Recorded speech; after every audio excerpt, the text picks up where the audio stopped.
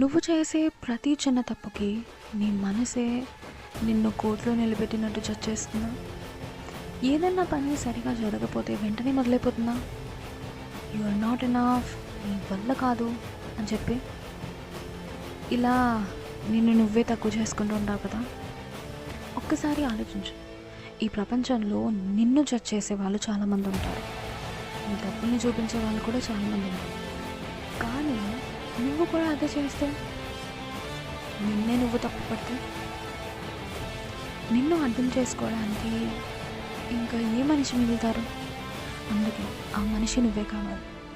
తప్పు జరిగిందంటే నిన్ను నువ్వు తిట్టుకోవడం కాకుండా ఇలా చెప్పుకోవాలి, సరే this is mistake I did, I learn, ఇంకొకసారి మళ్ళీ జరగదు.